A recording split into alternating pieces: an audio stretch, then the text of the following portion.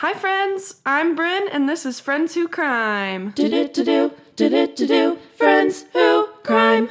Welcome back everyone. Real quick, I want to remind you to follow and subscribe to the podcast on streaming services. It's on all different mediums now, including YouTube. I figured that one out. Turning on auto downloads also really helps the show.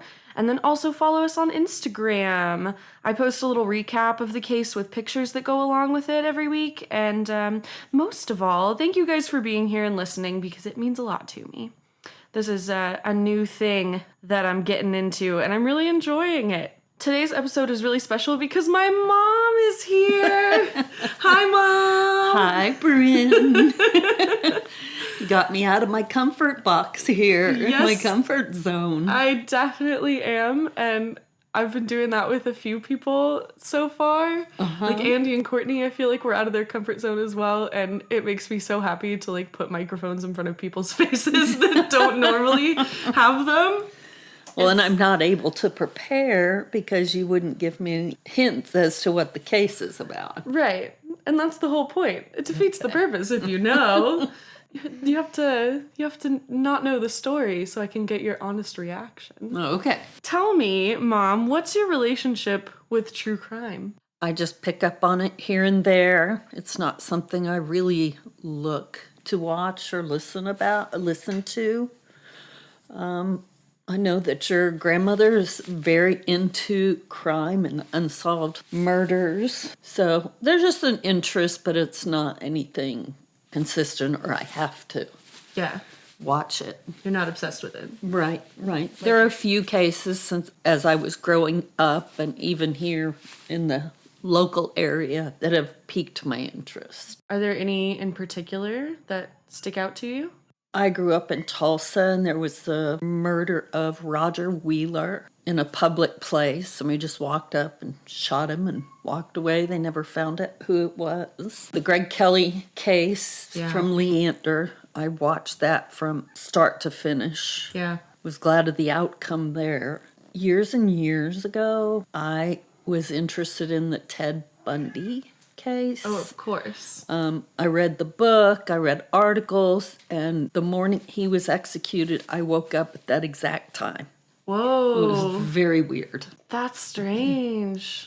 It is, but that's quite a story. Yeah. He was quite a person, very manipulative. Well, he was so charming. Yes. And people thought he was, finger quotes, good looking. And so the women just didn't even think twice. Right. And now anytime I'm out, like I think about that. If anyone ever asks me for help with their car or anything, absolutely not. Right. That's right. All right. Well, that's enough banter. Today, I am really excited to have you here. I know you've been listening to the episodes, so you kind of know the drill. Yes. And I wanted to come up with a case that I thought you would be really interested in, so I started looking into some Hollywood cases. This case came across my radar, and I decided that you might enjoy it. So today we'll be talking about the murder of Rebecca Schaeffer. You'll have to refresh my memory. Oh, I will. Oh, okay. Real quick, let's give a trigger warning. This story has a brief mention of suicide. So I will be putting some mental health resources in the show notes, and you can refer to those if you need to. Rebecca was born on November 6th, 1967 in Salem, Oregon, to Dana and Benson Schaeffer. Her mom was a writer and professor at Willamette Valley University, while her dad specialized in child psychology. Growing up in a Jewish family in Portland, Rebecca initially dreamed of actually becoming a rabbi. She was a really curious and spirited child. She loved horseback riding, being outdoors, writing poetry.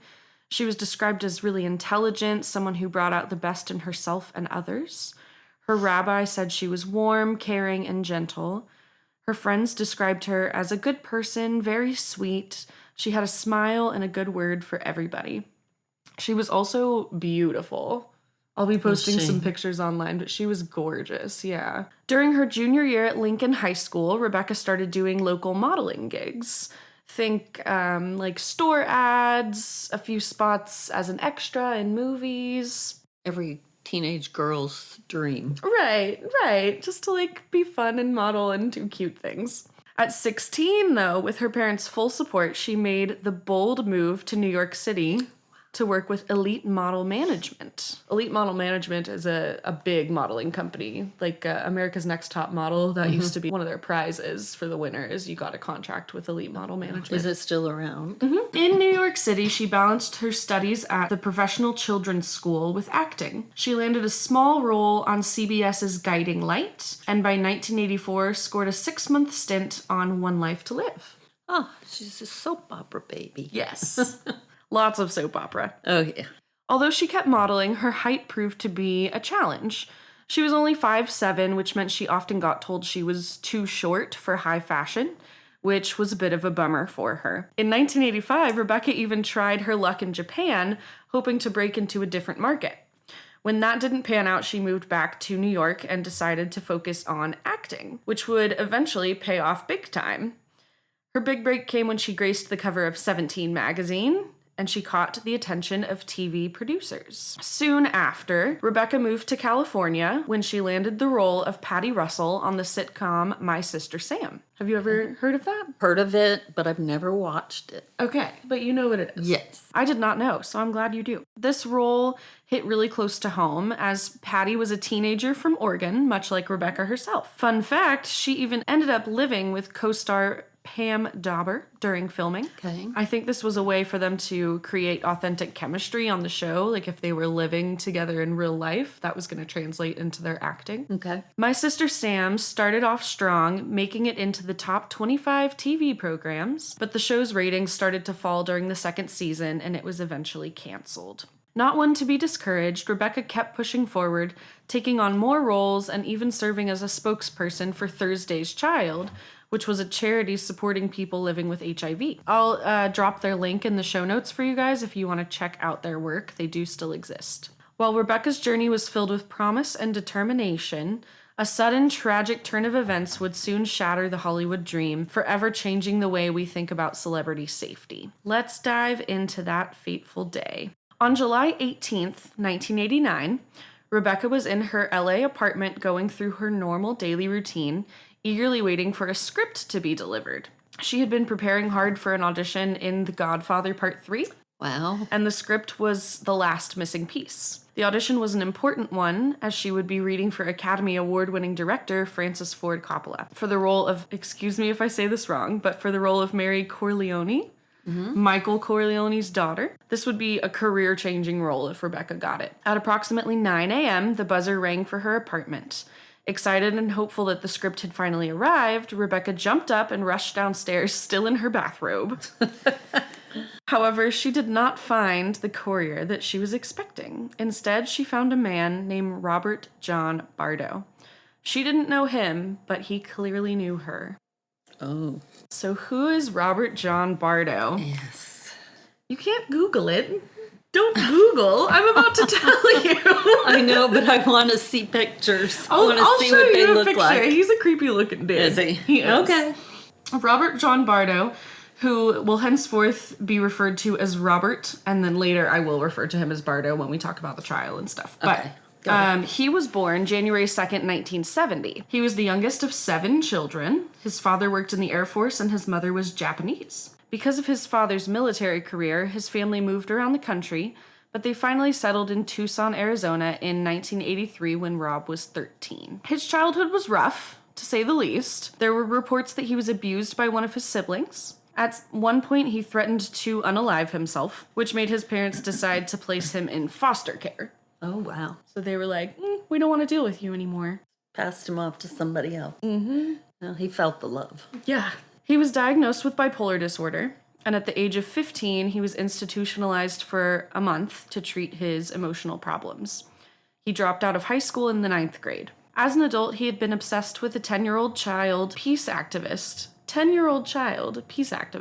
named Samantha Smith. Then he was obsessed with pop stars Tiffany and Debbie Gibson.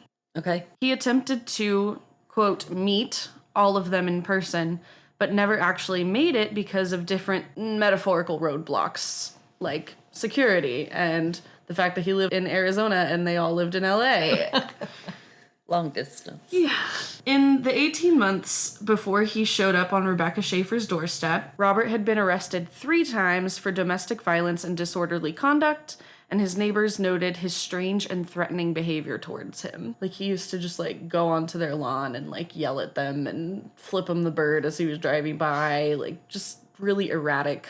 Just mentally unstable. Yes. During that time, he started to become obsessed with Rebecca Schaeffer. He wrote her several letters and religiously kept up with all of her work as an actress and model. In response to one of his letters, Rebecca wrote, quote, "Yours was one of the nicest I ever got," and sent him an autograph. She actually really tried to respond to every letter that she received from people. So she didn't really decipher that it was any different from anybody else's letter. No. Yeah, she's rising in fame, right? She's on this TV show. She's getting more roles. Right. So she's getting more fan mail. And he was just kind of one of the letters. And she didn't have anybody to go through her fan mail first. No. She wasn't that popular yet. No. Yeah.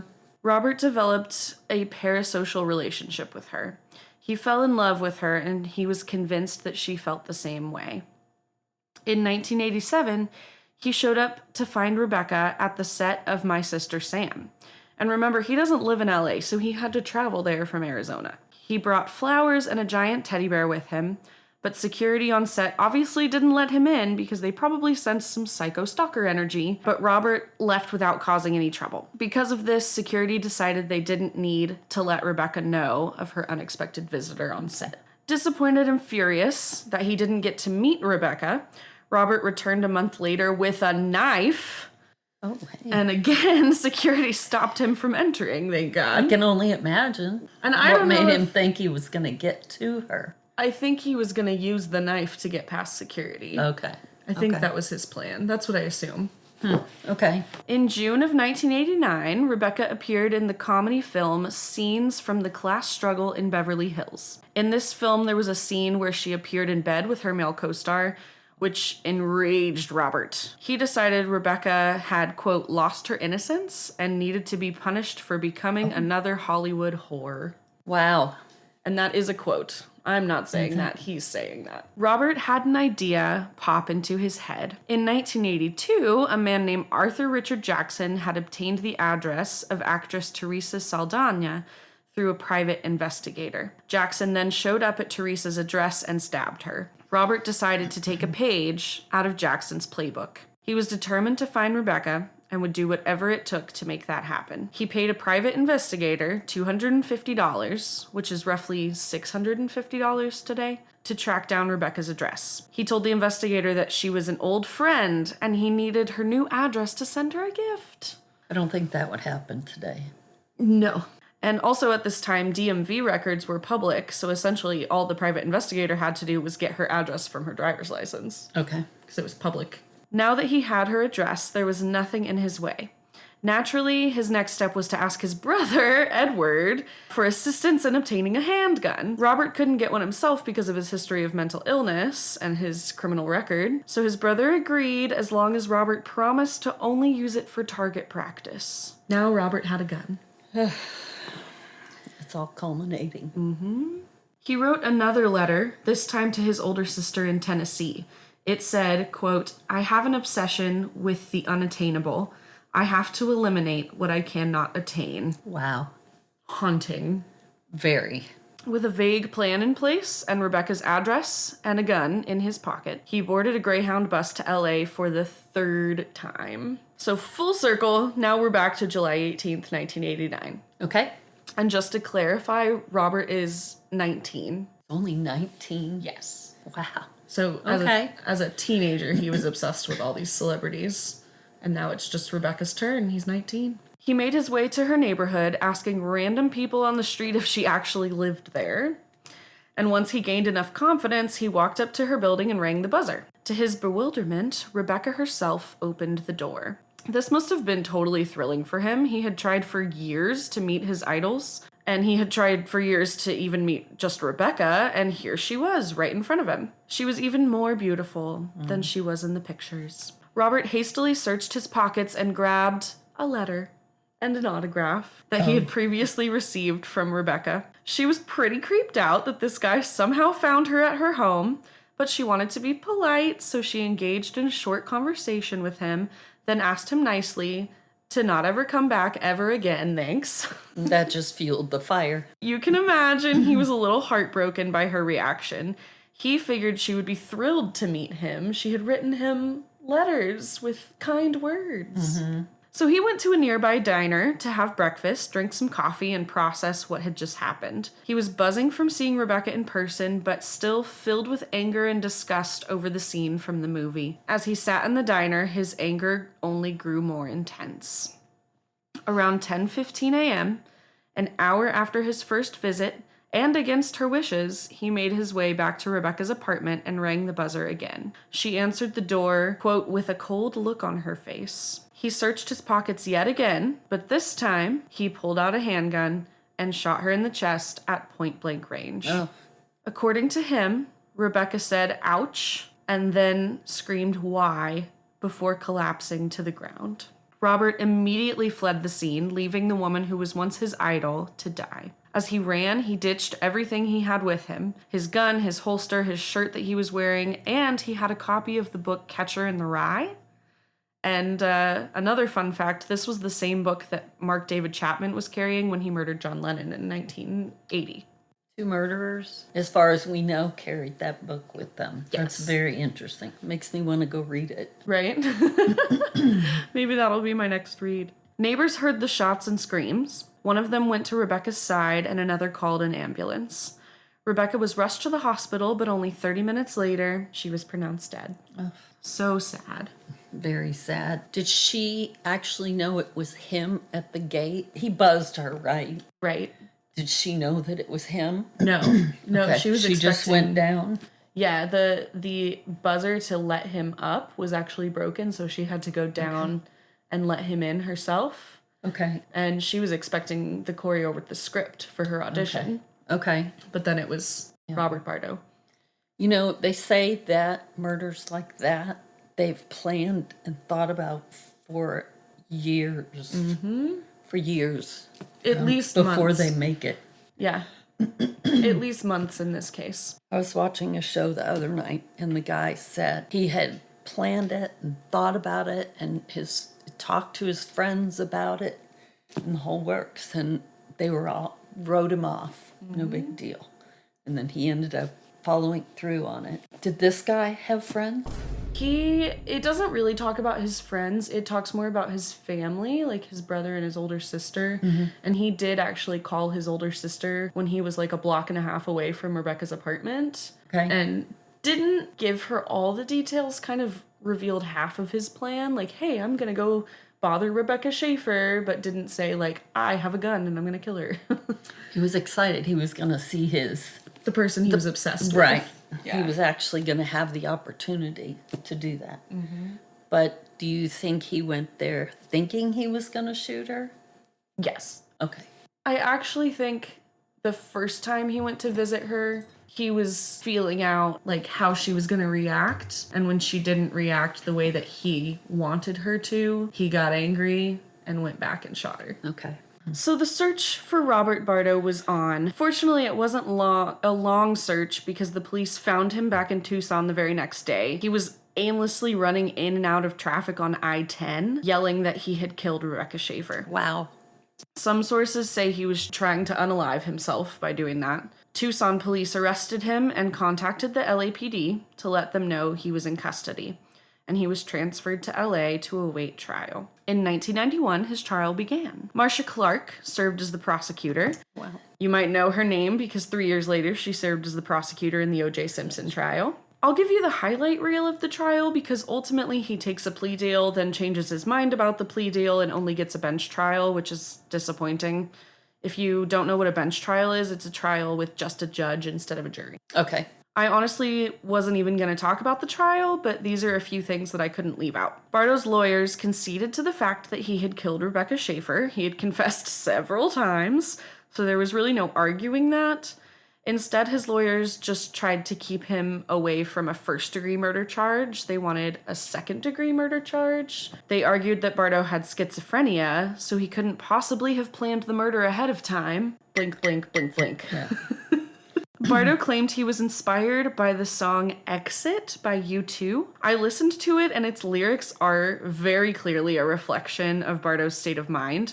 They actually played the song in court as evidence. Wow. And as the song was playing, Bardo was just casually jamming along, mouthing the words to it, nodding his head to the beat, tapping his foot. Delusional. Blech. Forensic psychologist Dr. Park Dietz testified that although Bardo had likely been schizophrenic since childhood, he was not legally insane. He knew what he did was wrong. He had literally been stalking Rebecca for 2 years, give or take, before the murder. He knew what he was doing, and the insanity defense wasn't gonna work. The trial ended up lasting a full month, but on October 29th, 1991, the judge convicted Bardo of first-degree murder. 2 months later, he was sentenced to life in prison without the possibility of parole. In 2007, he was stabbed 11 times in the prison yard by another inmate, but despite this, Bardo is still currently serving his sentence at... He lived, huh?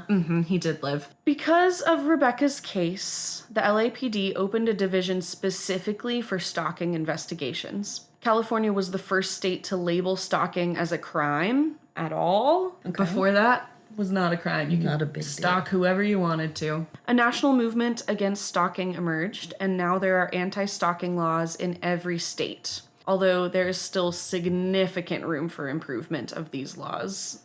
Stalking happens all the time, and a lot of times nothing happens. And like you can get a restraining order, but that's pretty much as far as it goes. Yeah. My hairdresser was just telling me she met this guy. And they went out a few times, and she thought, oh, we'll just be friends. Well, he calls her like 10 times a day. She's blocked his number, but it comes up as unnamed caller. Oh my gosh. Anyways, she's afraid he's going to show up on her doorstep. She was talking to a friend of hers who's a criminal investigator, and there is something that you can get. I don't know if it's in Texas or nationwide, but they're not allowed to even talk to you. Oh, yeah. The stalker is not even allowed to, of course, approach you, but can't even talk to you. So they shouldn't be calling you. They shouldn't stand on the sidewalk and talk to you on your balcony or getting into your car or anything like that. There you go. So that's her next step. Yeah, that's a step in the right direction. Exactly.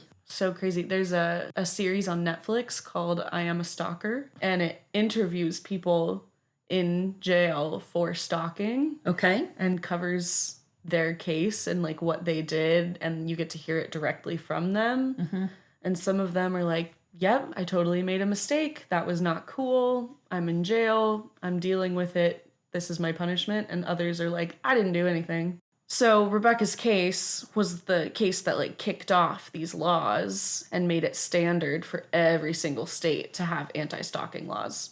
The Driver's Privacy Protection Act was created to prevent access to personal DMV records. Okay. So that came out of this case as well. You can't just get somebody's address that's on file. Okay. The cast of My Sister Sam released a PSA about preventing handgun violence, and Pam Dauber testified before Congress insisting that they enact common sense gun laws. Rebecca's death was senseless and absolutely tragic, but the new laws that came out of it prevented many other celebrities from meeting the same fate.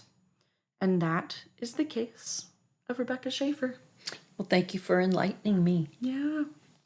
What'd you think? Interesting. Yeah. Yeah.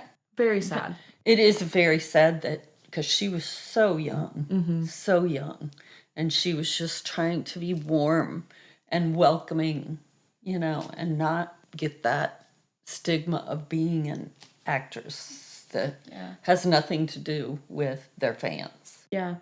So she was just young and inexperienced and didn't have anybody there to protect her. Yeah. That's a big thing. Yeah. And her parents let her go at 16, so they probably didn't have time to guide her through situations like that. Or just let her go.